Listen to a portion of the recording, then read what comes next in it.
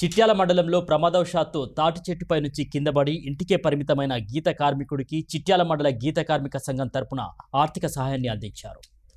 చిట్యాల మండల కేంద్రానికి చెందిన గుర్రపు గట్టయ్య తాటి చెట్టు ఎక్కుతూ ప్రమాదవశాత్తు కింద పడడంతో వెన్నెముక విరిగి మంచానికి పరిమితమయ్యాడు.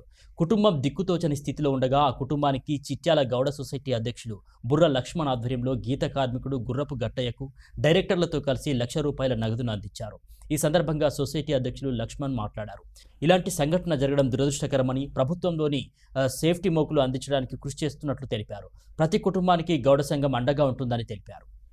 చెందినటువంటి శ్రీ గుర్రపు గట్టయ్య గారు 3 సంవత్సరాల కింద ప్రమాదవశాత్తు తాడి చెట్టు పైనుంచి కింద పడడం జరిగింది.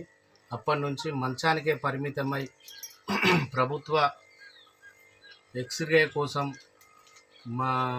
వాళ్ళ కుటుంబం దీనమైన స్థితిలో ఉన్నందున మా గౌడ సంఘం కుటుంబ సభ్యులందరం ఆలోచన చేసి మన కుల సభ్యుడు కాబట్టి మన కుటుంబ సభ్యుడు గౌడ జాతి బిడ్డ అందరికీ తలలో నోట్లో నాలుక లెక్క ఉండే వ్యవహరించే ఘటనకు ఆర్థిక సాయం ప్రకటించాలి, ₹1,00,000 నగదు రూపకంగా ప్రకటించాలని మా గౌడ సంఘం సభ్యులందరం కూర్చొని అందరం గౌడ సంఘం తరఫున ₹1,00,000 ఆర్థిక సాయం అందజేయడం జరిగింది.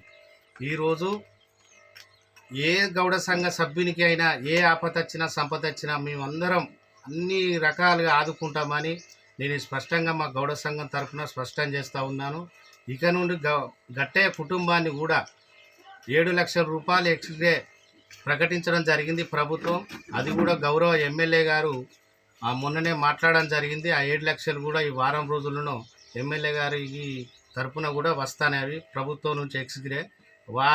ప్రభుత్వం నుంచి ఎక్స్గ్రే వచ్చే డబ్బులకు కూడా ఎమ్మెల్యే గారికి మేము మా గౌడ సంఘం కమిటీ తరఫున ప్రత్యేకంగా కృతజ్ఞతలు కూడా తెలుసుకుంటూ ఉన్నాం.